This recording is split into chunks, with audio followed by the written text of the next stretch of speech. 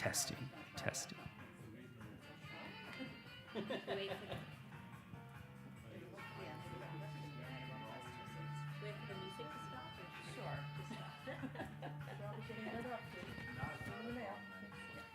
Are you reading our intro bios? No, we can introduce the topic, although you guys and then hi guys, thanks for being here this morning. So we're going to talk about CRISPR. Can you hear me okay? Yes.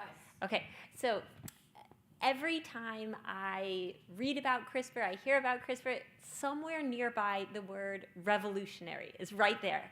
It is revolutionizing gene editing. It is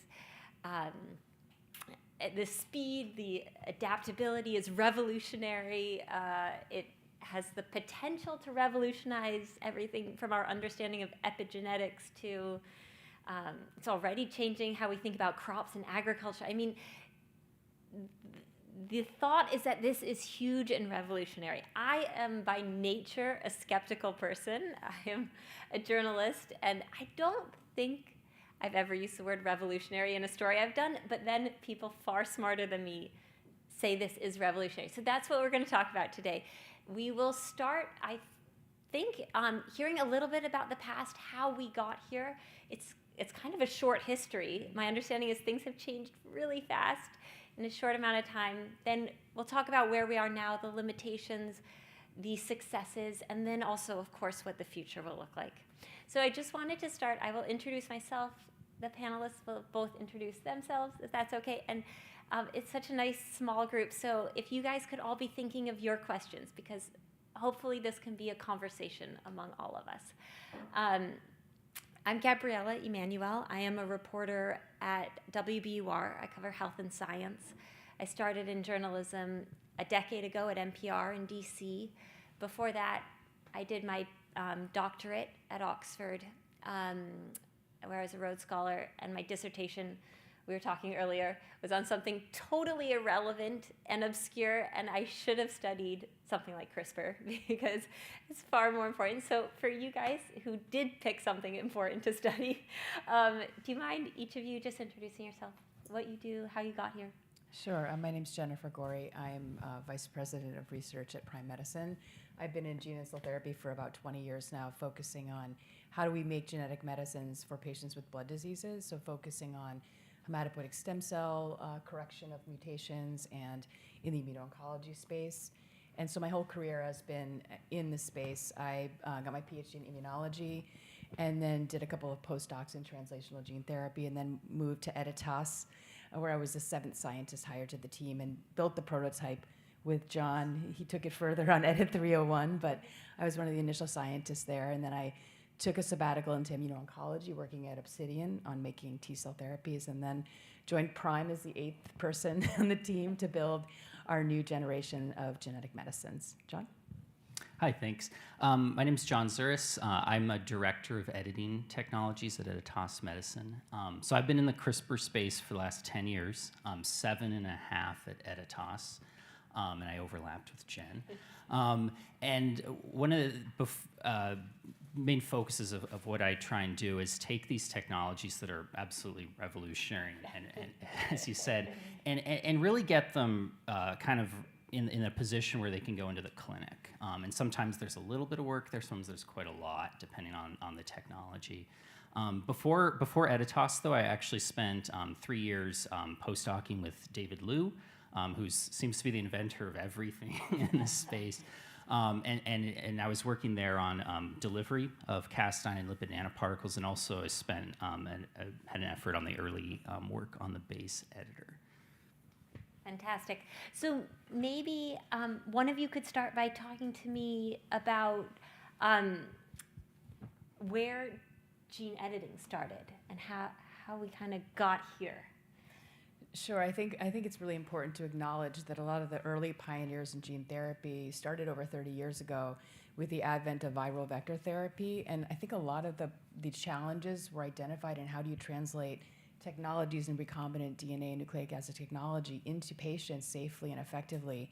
And so that includes all the viral vector systems And then the initial gene editing tools, we have to acknowledge a lot of nucleases were built and developed, like zinc finger nucleases, transposases, homing edited nucleases, to name a few, talons, and more.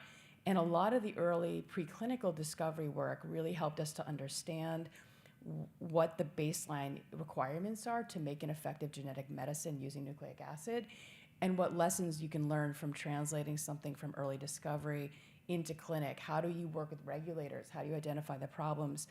And the critical piece in that is all the great academic labs, in many cases, like David Liu, who started and incepted these technologies and then partnered or built companies that allowed us to then translate and evolve the technology to be even more potent and powerful. So without the partnership with academics and industry, I think that this revolution wouldn't be where it is today. Yeah, absolutely. And I think one of the things about this technology is as powerful it is as it is, it's actually still needed a lot of engineering to actually make it work. And that the pace at which the engineering has happened is absolutely stunning. I can't emphasize it enough. If you're in this space and you're working in it, it seems like there's a new development every couple of weeks, a month at most. The other thing I wanted to mention is that with those early technologies that Jen was mentioning, those things can do almost all the things we can do now, but they're very hard to work with. And so generally there were very few labs that really had that expertise nailed down. With CRISPR, the accessibility of the technology is really what differentiates. It's sort of like a Ford Model T, where it's not the first car that was invented, but it's the car. It's that car that got everyone to actually go buy a car. So. And what makes it so accessible? So. I think the programmability is the key. All these other technology, or at least zinc fingers and talons, for example, they're programmable as well. They absolutely are. And there's medicines, that use those. But with CRISPR, it was amazing how quickly people could take this on. And I'll just give you an example of that. So I wasn't working on CRISPR when I joined David's lab, and we had a lab of about 27 people at the time. And when these seminal papers came out in the field in 2012, early 2013, we pivoted as an entire lab over to that space, and everyone had a unique project in this, and everyone was able to achieve success there. And I think one of the keys there is the technology was so powerful, so versatile, and it was so much easier to engineer, I think, than some of these other technologies, the predecessors. And can you talk to me about how the technology has evolved to meet the different scientific needs? How does that process work? Sure. And I think Jen will have some really nice stuff to say on the prime piece, which is one of these examples. But I think with CRISPR gene editing, I think one of the key pieces in technology advancement is that we can do just about anything ex vivo, which basically means we can edit cells with the technology, pretty much make any edit we need to make. We can get pretty high efficiency regardless. But the real challenge is in vivo, right? And so there's a need for technologies that can work in non-dividing cells. The term post-mitotic is thrown out there often. And so I think you've seen two technologies that I think offer real promise in doing gene correction in vivo. One is base editing, which is something that came out of David's lab. And the other is prime editing that I think Jen can better elaborate on. Yeah, I think, initially also the CRISPR nucleases, when we were working with in the early days, it was very clear, effective at knocking out genes, knocking out regulatory elements to have an impact on the patient. But it really has taken some time, I think, for the technology to evolve into tools that can precisely correct the mutation in the endogenous site without any unintended edits at the site or off-target edits. Because the early technology was really about creating a double-strand break that you then install a mutation that then changes gene expression. But now I think the field has progressed to really be able to harness nucleases and in the case of prime editing as well, to be able to create any mutation of the endogenous site regardless of the nature of the mutation, with insertion, deletion, point mutation. And then we and others have evolved ways to insert large pieces of DNA. So we have a passage technology where we can insert a specific genetic cargo into any site in the genome and then get gene expression in the cases where you need full gene replacement. And others are working on similar, types of approaches. And then also contracting large pieces, removing DNA that, like pathogenic repeats that cause repeat expansion diseases like Huntington's. This wasn't really possible with the early nucleases. It required, I think, development and innovation, as John mentioned, on CRISPR to make these things possible. We can now reach diseases far beyond, ex vivo blood therapies. And so what are the current limitations? What are the things that we need to kind of figure out at this point? Yes, so Jen and I will probably both speak on this same piece, which is delivery.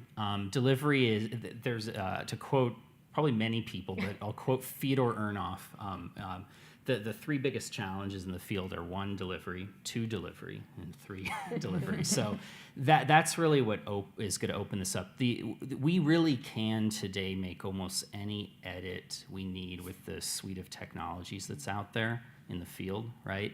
The problem is we can't actually get it to these cells. And that's where most diseases are requiring in vivo treatment, right? So the good thing, at least, is we've seen a lot of progress in the cell therapy and ex vivo space with all these technologies. That's a place where we're seeing the promise. It's really exciting. But the in vivo is where we all want to go. What's the challenge? The challenge there is twofold. One is, again, the issue of there are edits that can be very efficient on cells in culture when those cells can divide. That same repair pathway that you can leverage there just doesn't work in vivo well, and so it's necessitated new technologies, which are still new, right? And they may get there, and they probably will, and that's what's going to be exciting, but that's one of the biggest problems. The other thing with delivery is that scalability. Most of the early work in the gene and cell therapy space was done with viral vectors, right? And those things are great for proof of concept. They're fantastic in small scale settings. They've cured people of diseases. The challenge is for indications that get larger, for example, will you really be able to go with like viral vectors, or do you need a different modality for that? And are there places you look that there could be the answer? Do you have ideas of what might solve this? I do. And I'll let Jen jump in a second. I think there's not a one-size-fits-all delivery vehicle. What I would say is that there are certainly tissues today where there are technologies such as the lipid nanoparticles and the mRNA that conveniently, during the pandemic got heavily de-risked, and they also got scaled up. That's another thing. They got scaled up, and one of the big hurdles with those technologies was the manufacturing of them.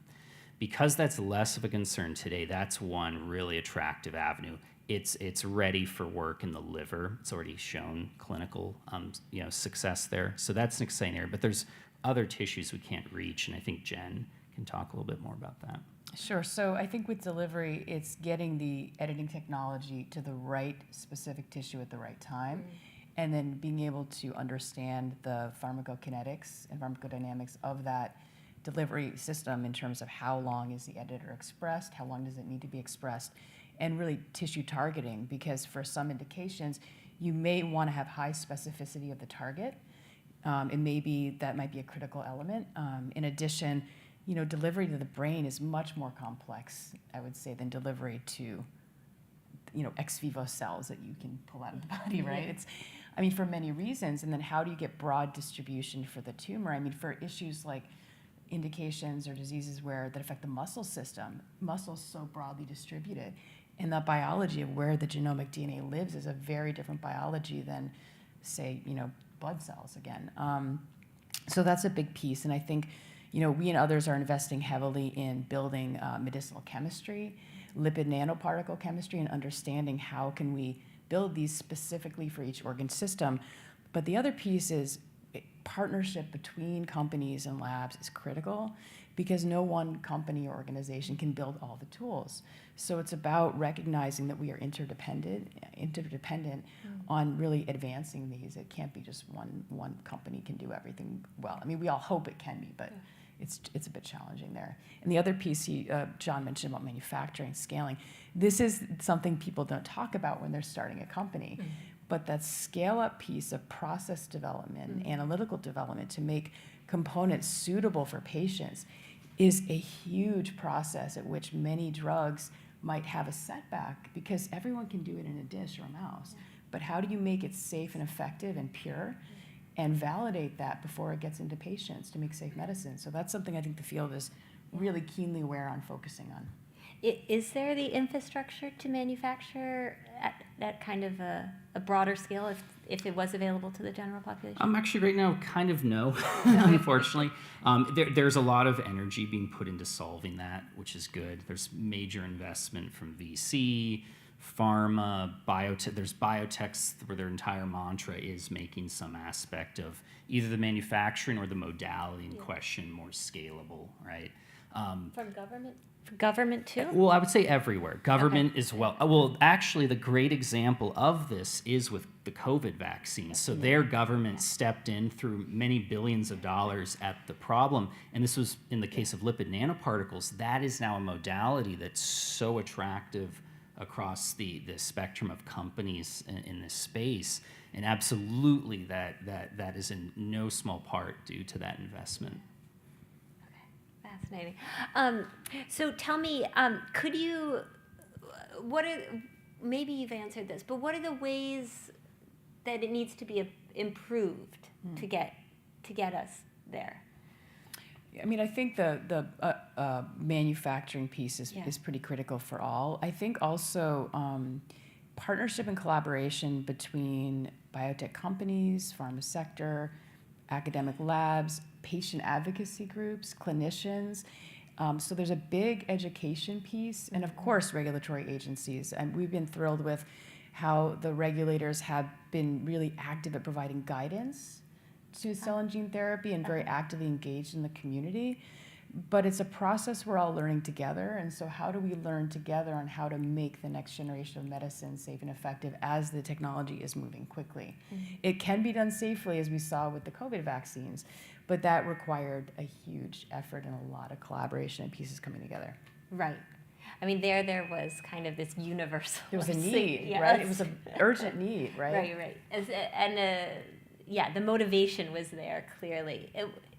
Is there that fire to do it, or is there some way that can be generated such that there's? Well, actually, yeah, no, I think Jen said it real well. The thing I would also add too is that need to collaborate has always been true, but I think people now see it more and believe it more.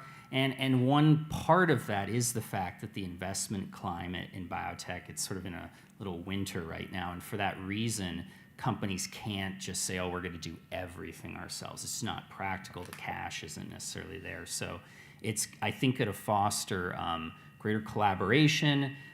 Companies are going to really, I think, focus on what they do well and really rely on others for the things they don't, as opposed to building every single piece, themselves. Because of this winter? Not just because of it. It's always been needed. Yeah. I think, if anything, maybe the one silver lining of this is it's caused everyone to recognize they need to really focus on what they do well and really work more with others. And again, it comes back to this important theme that I think Jen and I will touch on again, is that we really shouldn't think of ourselves as competitors in this space. There's way too many diseases out there, and we have not really addressed the vast majority of them. So really, it's a team effort. Mm-hmm. It really has to be. And I think you're going to see more of that going forward, too. And what would make... What are the kind of concrete things that would make it more of a collaborative environment? Oh, that's a tough one. And thank you for giving that one to me. I think the way I tend to look at it is, be really focused on what we're doing. We, of course, are aware of what's happening in the outside world. But I think internally, I like to keep our work really patient-focused. And so every challenge that comes up is this going to be best for the indication, for the patient, the holistic view. I think internally we all have to do that. It's very easy for all of us to get wrapped up in our daily, what we have to deliver on. But if you focus every decision you make around delivering to patients quickly, it changes the lens through which you build your strategy. That sounds like it's easy to do, and of course in the day-to-day it takes a lot of practice. That's how one thing I can think is really important. Yeah, and the thing I would add to that is I'll take one example of a disease like sickle cell. Okay, massive unmet need, right? It's a good target. There's a reason a lot of companies are going after it is because it's so well understood, right? People know what you need to do there, right?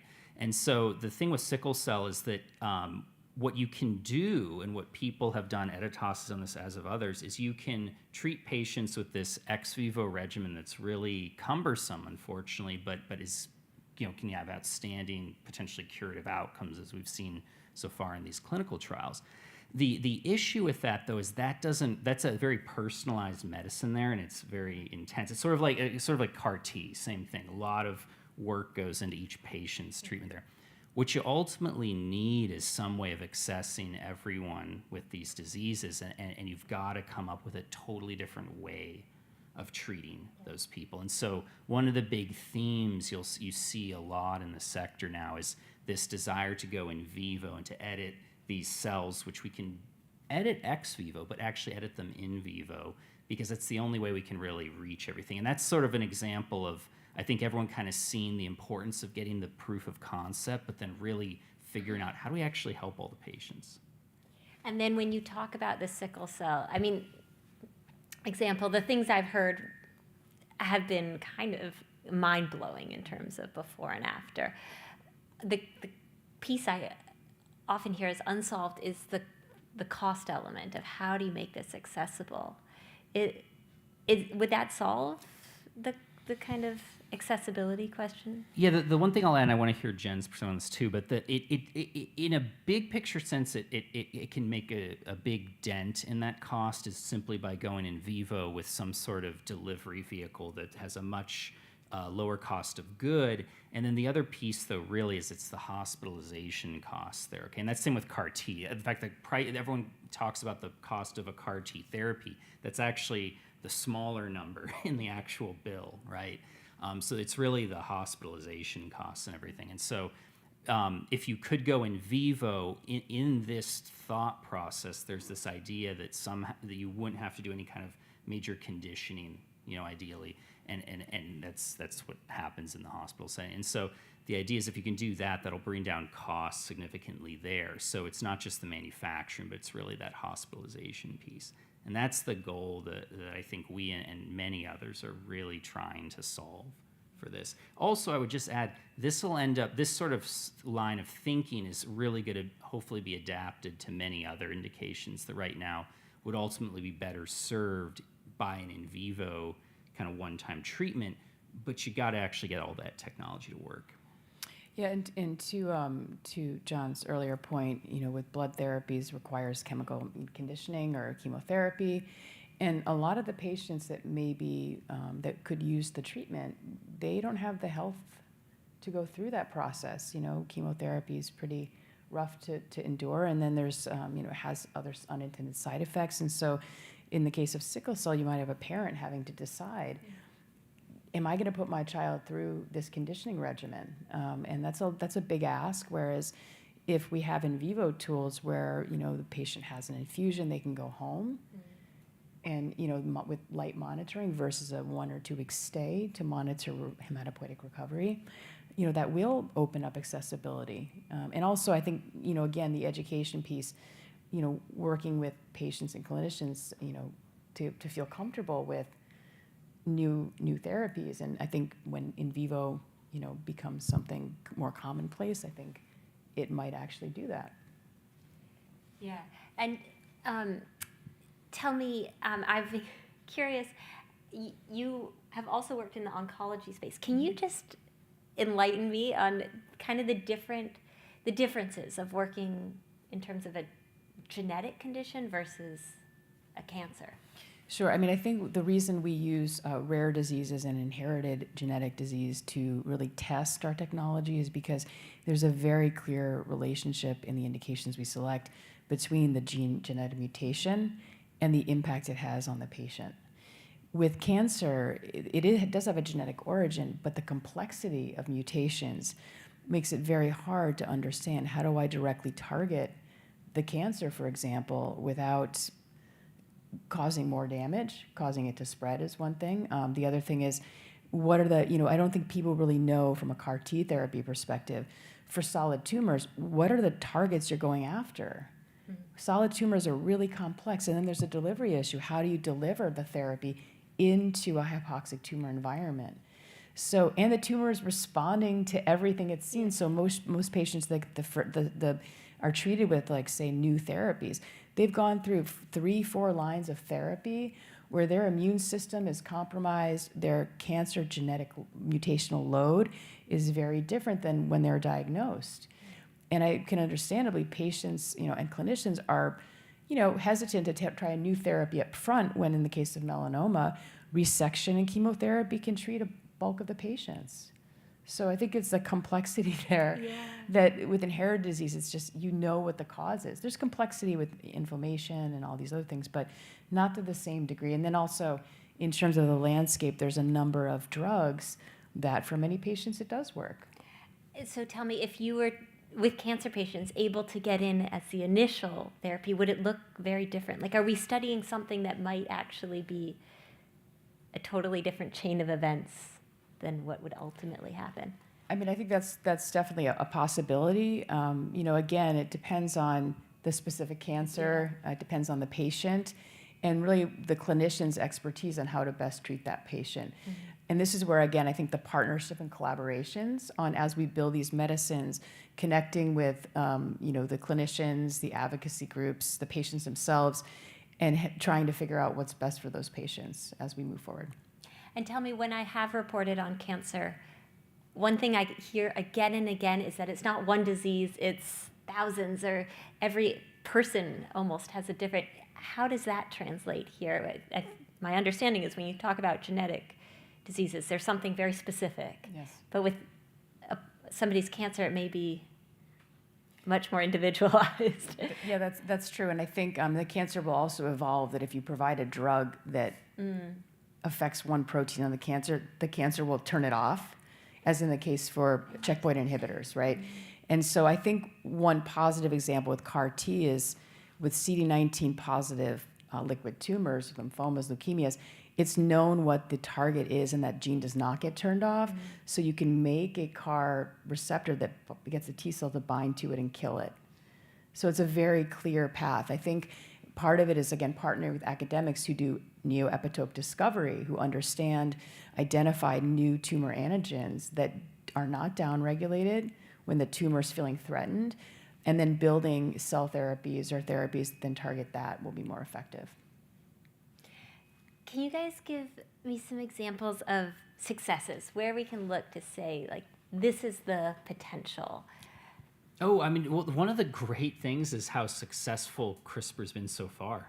Thank goodness, too. We went into this space and it could have bombed, right? But no, it's been one of the fascinating things is how it's been successful across different disease indications so far, which is interesting too, because these were bets that people made where they believed it was really important to go after these diseases. They believed there was a high unmet need, but they could have gotten those indications wrong. And if you get one wrong, it could be very risky for the whole field, not just for your company, but for the field. And so the good thing is that we have so many great clinical proofs of concept in the liver. We have clinical proof of concepts in the eye. We have multiple clinical proof of concepts, in HSCs, and stuff for like sickle cell. And then we have promise in the oncology space with CAR T. There'll be many more iterations of that. There's a lot of companies in that space. It's wonderful, actually. And so for that reason, I think all that success is partly why you can continue to see so much research dollars, venture capital dollars entering the space, which is important. The other thing you see is you still see such great enthusiasm from all the researchers, not just in the companies around us, but in academia. And they keep they're following the field closely, which is really nice. And not just the research, I want to also emphasize the folks like David Liu, others like that. They're really following the space and noticing where there's gaps. And so the idea is they're working hard on solving some of those gaps. And when they do, and have, it's amazing how it can keep vaulting things forward.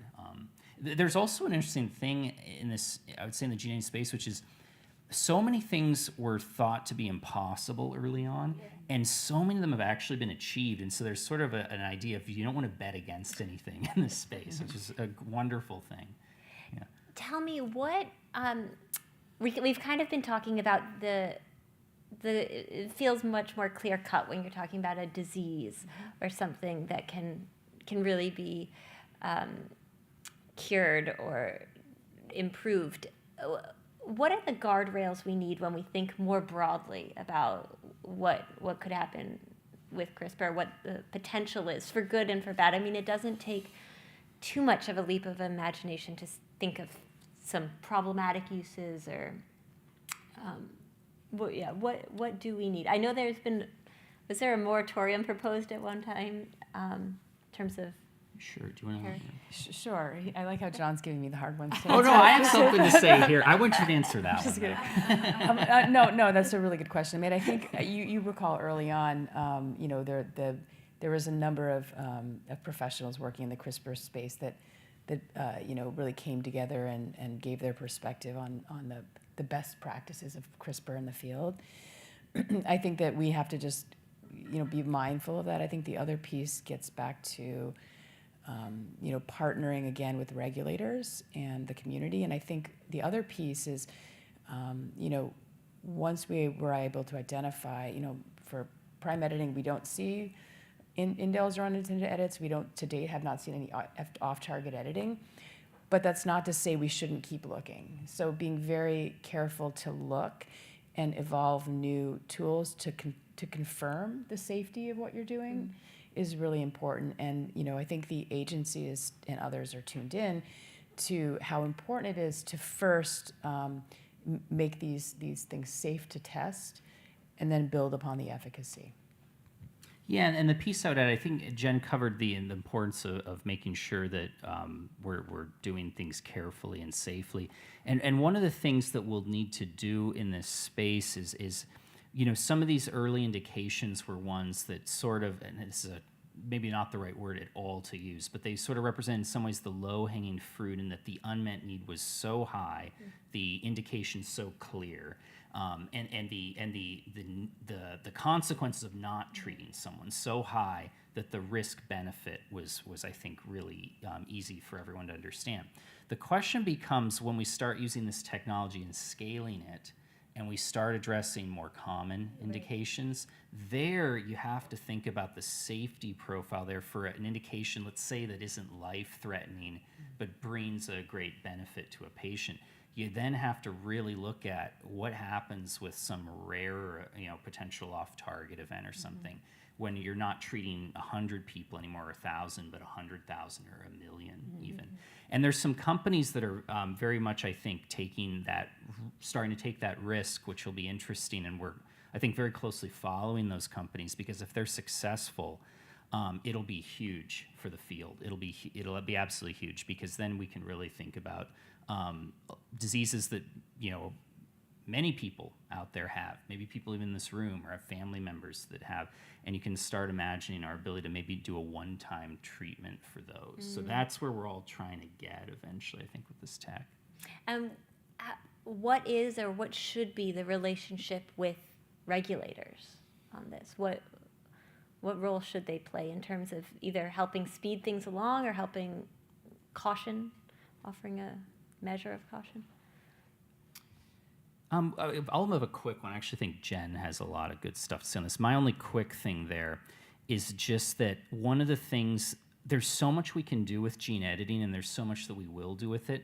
Early on, one of the key things is actually following these treatments over years, seeing how they're doing before we maybe, let's get crazy and do everything under the sun. We probably will get there, but in the early stage, we've got to be watching things carefully. And the real risk is if we overstep and make a mistake, it could get potentially blown out of proportion and hurt the whole field. So I think everyone's trying to be very cautious early for good reason. this was a huge problem in the past, and so we want to avoid that with this. A misstep that sets everyone back. Yes, Or exactly. brands the field. Yeah, and so I think that's the thing where when regulators, for example, are really trying to avoid that. Companies are trying to avoid that. It's the end of your company potentially if that happens. So everyone's trying to do this, and ultimately it's about the patients, right? No one wants to make a mistake there. So yeah, the pace I think has been fine. There's a call to accelerate things. But there's a lot of pieces that come into play there, and some of that is actually just time and looking at all these bigger sets of patients. I took a little longer than I should have. I mean, I agree. I think with, I've said this a couple of times now, but, it really is a learning process between, as we advance these medicines together, it's an education and a shared learning between the regulatory agencies and ourselves. And so I think it's acknowledging that and really seeing them as people that are here to help rather than an adversary. Like that really, every new drug modality has to go through regulatory approval process. So how do you do this well with the agency? And also part of it is, we all have our goals, right? But then really holistically looking at the path of the drug you're making and building the most safe and effective path for that, including the data package, and this requires listening to the regulators, and they very nicely provided us with a lot of guidance to date, and they continue to be interested in doing that. So I think working with them in that way, and again, I would say engaging, again, the clinical community who have a lot of expertise in treating these patients and probably have some insight. So definitely valuable to include them in the conversation as well. And previously you talked about the ease with which things can happen. And we have the regulatory bodies here in the US, but if you think globally, is there a concern that things could get out of hand on a bigger scale because it's so easy, because it's so much more accessible? There's always that risk.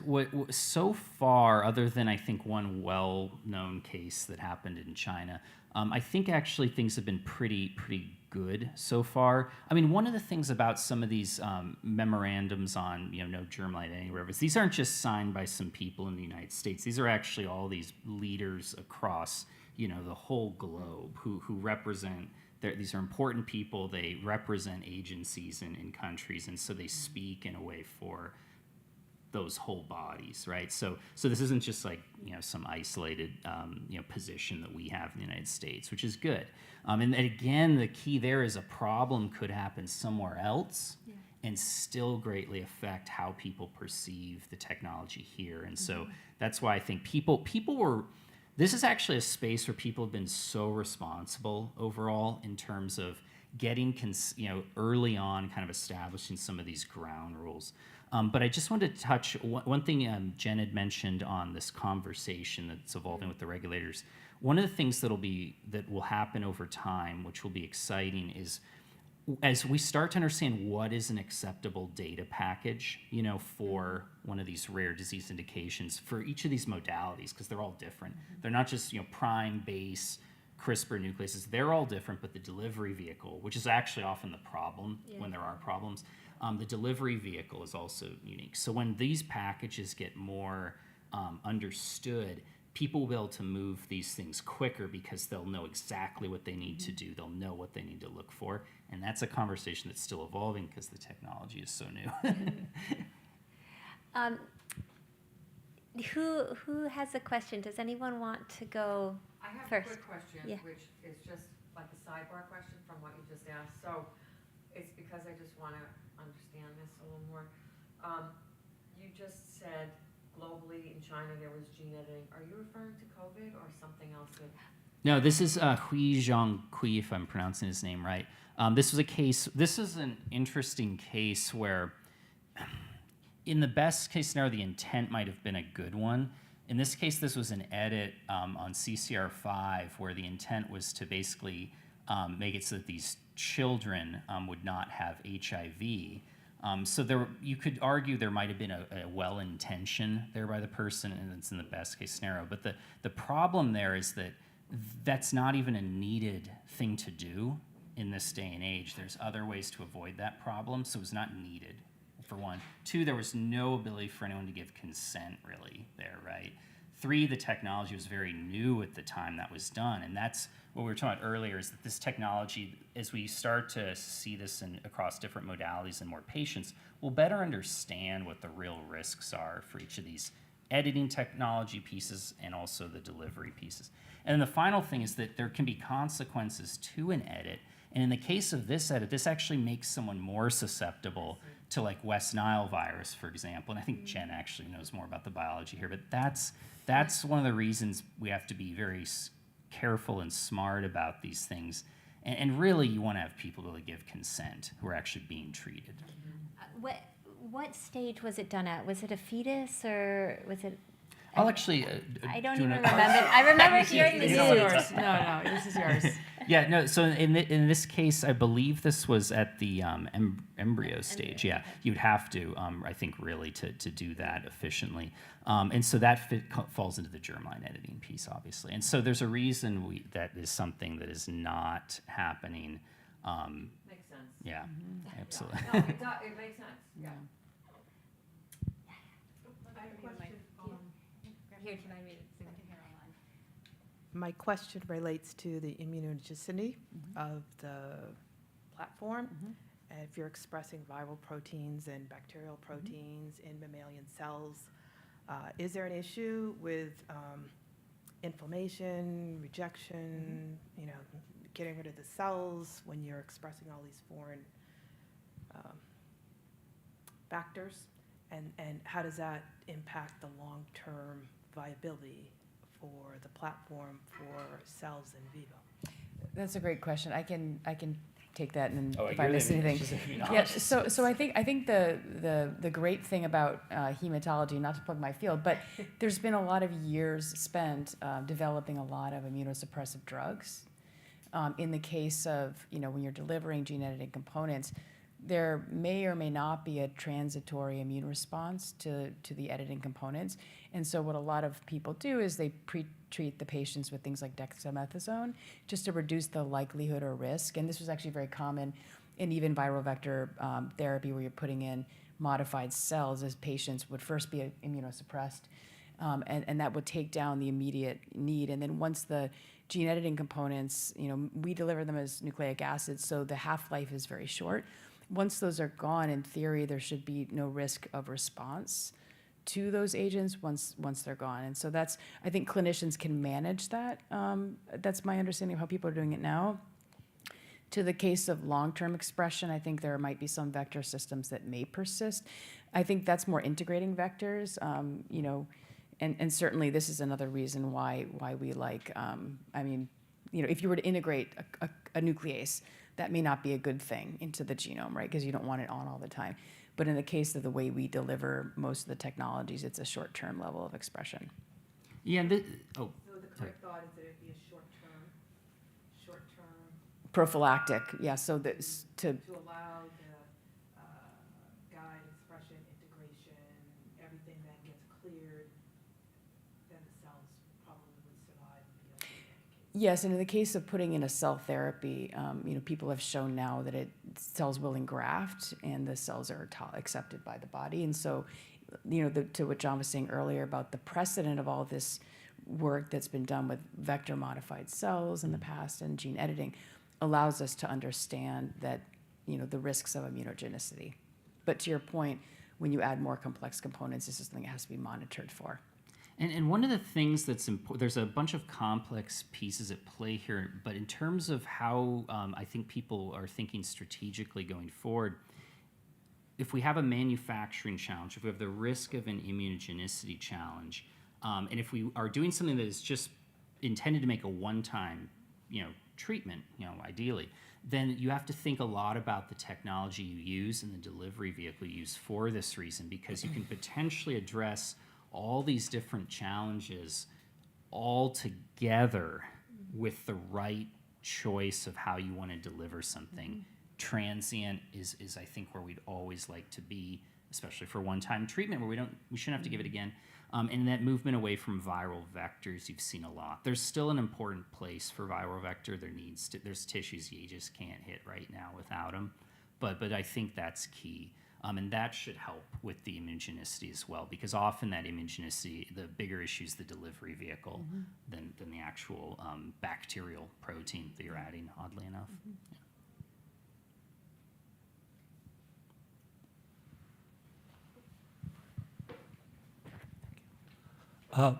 Yeah, I guess it's a very exciting time for all these modalities. Well, just going after all these, the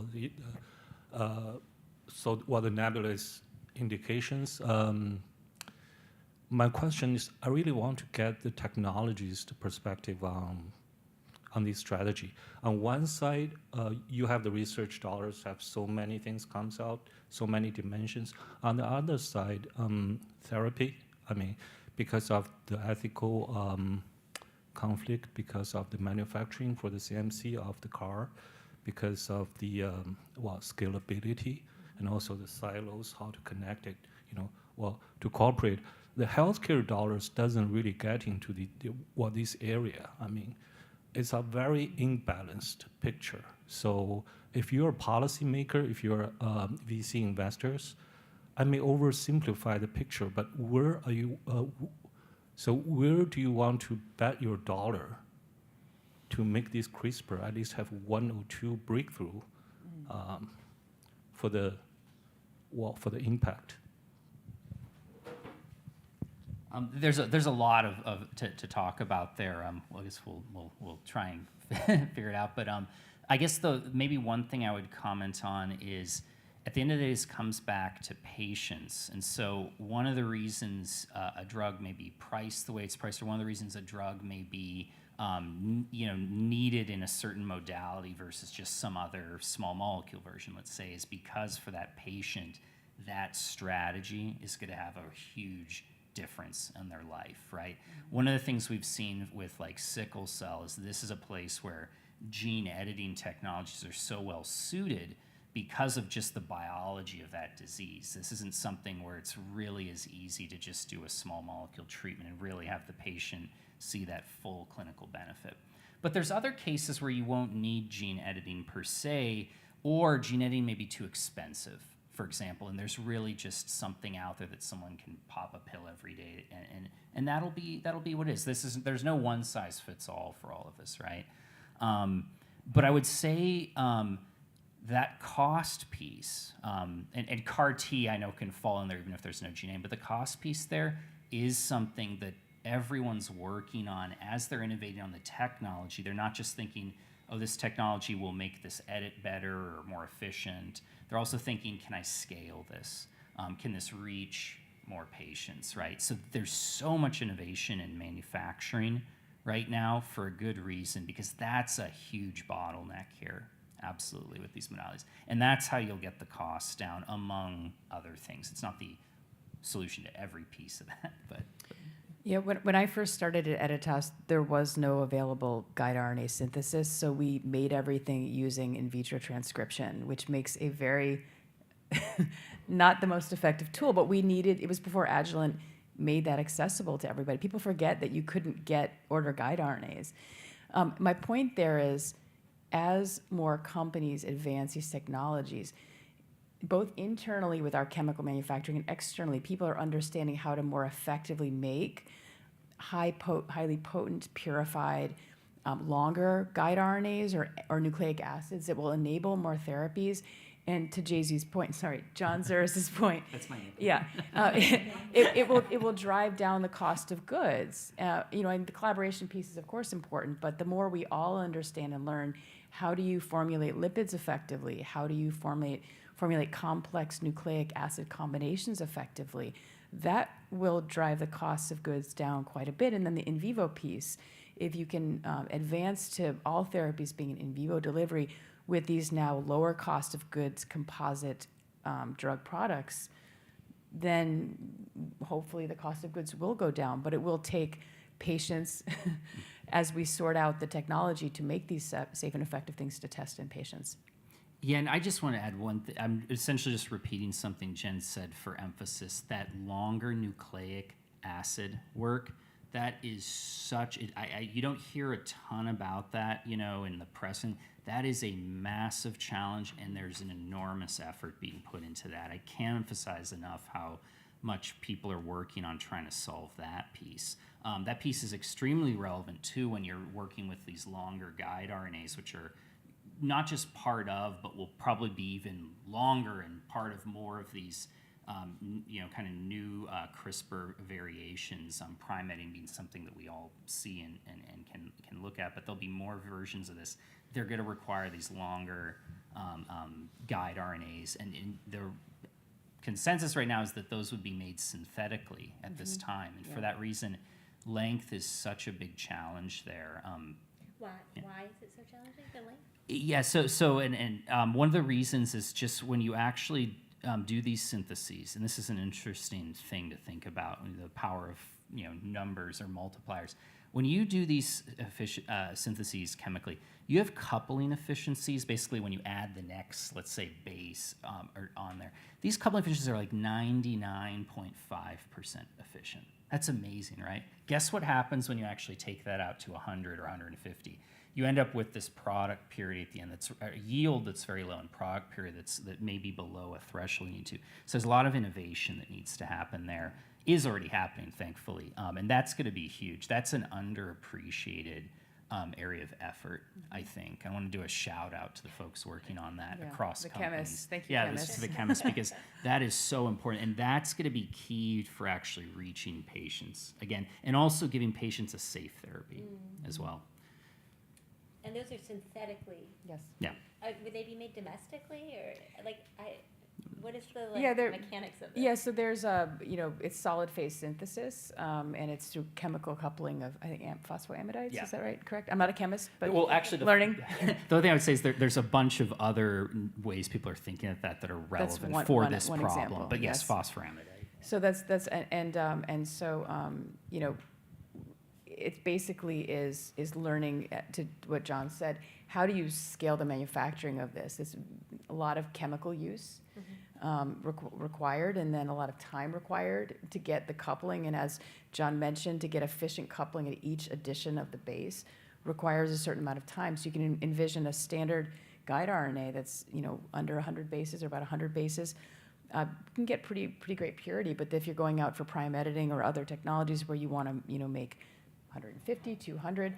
This is an area of focus that many companies are working on how to solve that to increase the quality and the purity of those guides. Do you have a question? Yeah. Oh, here you go,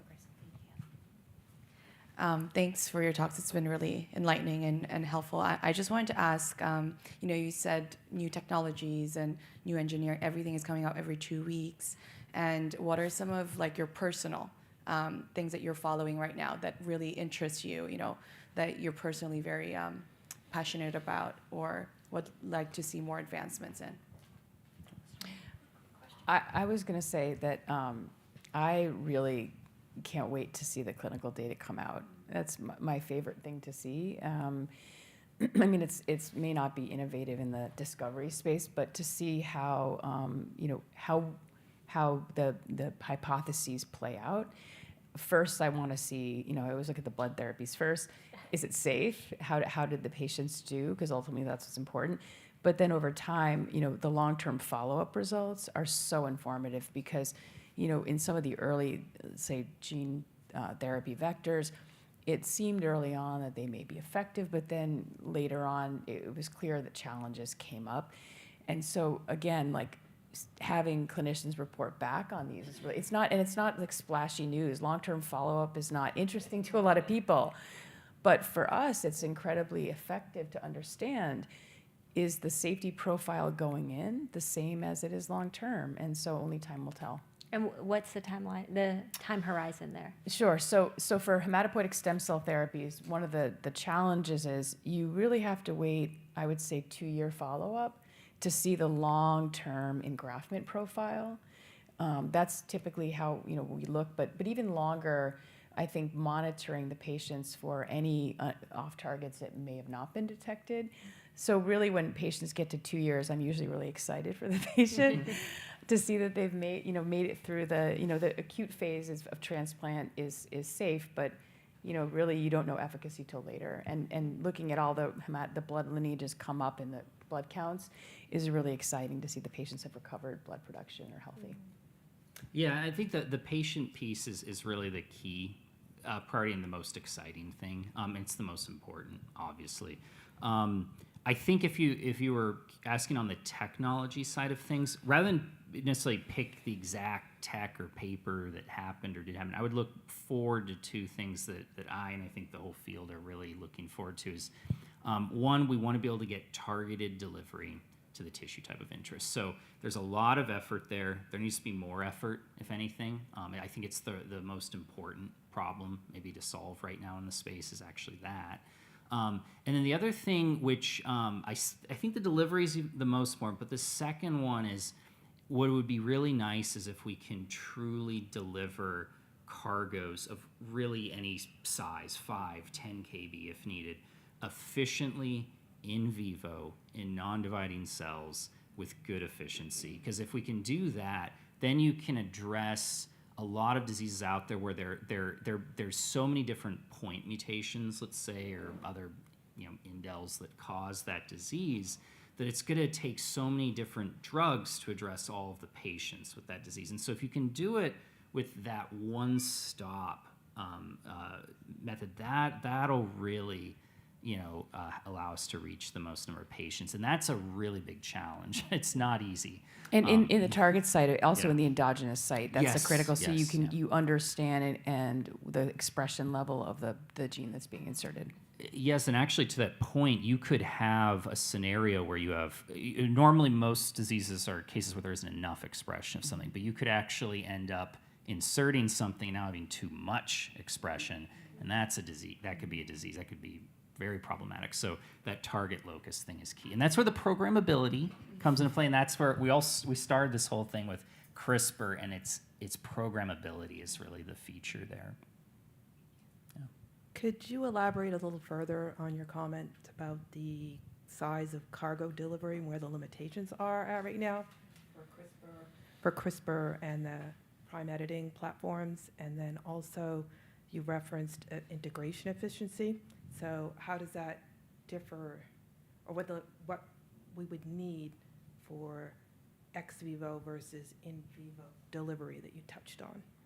So it's the Jen, do you want to take the efficiency prime and then also piece the and size of cargoes? Sure. So yeah, I can speak to what information we have to date is that with call it passage is specific integration using prime editing into a target site. And to date, we've demonstrated in T cells you can deliver several kb effectively into a target site with no detected off targets to date.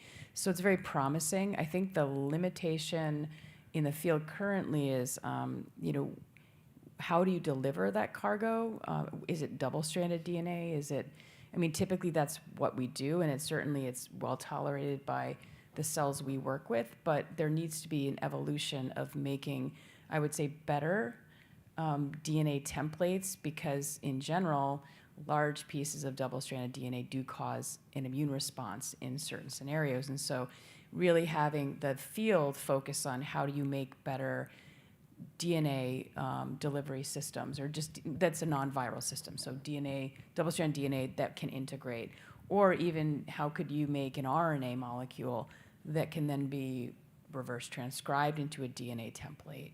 Because we all know that RNA is very well tolerated by cells. Yeah, and I think you'll see a lot of innovation in this space. It's actually, I think, that RNA point Jen touched on, that's where I think you will see it first.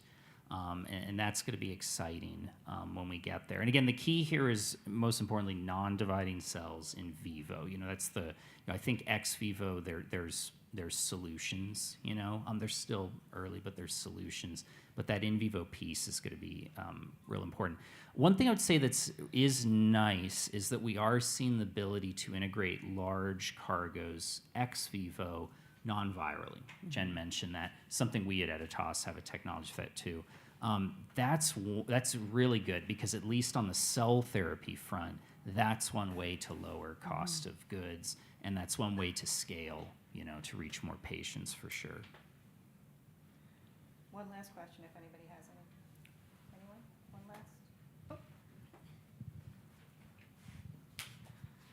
How do you see the potential emergence of the RNA editing platforms for the different Cas and enzymes potentially competing with the DNA platforms?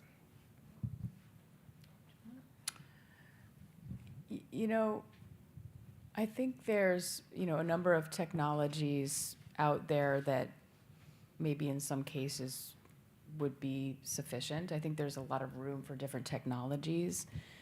I don't really view them as competitors to the work that we're doing. They have different goals and endpoints than we might have.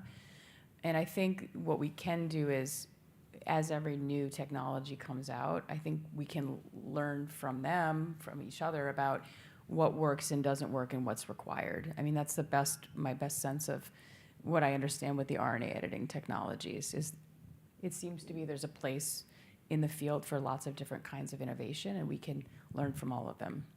Yeah, no, I would say the same thing. I mean, it's not my strongest area of expertise, though I do follow it. I think one of the intriguing plays with that technology is going to be around if you need to knock something down or edit something permanently, because it's RNA, do you have to have a permanent expression of your construct? And while there's some risk for that, if there's challenges with, let's say, the viral vector, there is some exciting opportunity there, I think, when you need something transient. You only need to knock down the RNA expression of something just for a short period of time. Let's say this is something relating to, let's say, a surgery and some temporary autoimmunity issue or something. You can just shut something down transiently. I think that'll be an exciting place potentially for it. I think it's also earlier. So judging where all these technologies will end up is really hard to do. Even within our companies, I don't think we know for sure where all these things will play out all the way, and ultimately how they'll work in patients, especially when they're treated in a broader population. So there's still a little bit of we're still waiting to see how that's all going to play out. Thank you so much. Any last thoughts we should have in our mind as we head out? Or something? Delivery. Delivery. No, I think I would say is that this has been a field that overall has been very responsible, and this is a field that so far has had fantastic collaboration or participation from both industry and academia. That's, I think, why it's been so successful thus far, is that everyone's interested in this stuff. It's very revolutionary, right? And for that reason, I think you've had just so much happen so quickly, and it could continue to go in that kind of arc, which is going to be exciting, and it's going to be exciting for patients, hopefully. Yeah. I have nothing to add other than thank you for coming and asking such thoughtful questions. And I ask everyone to please continue following the field and reach out to us if you have any questions or you want to chat further. Thank you. Thank you so much. Thank you.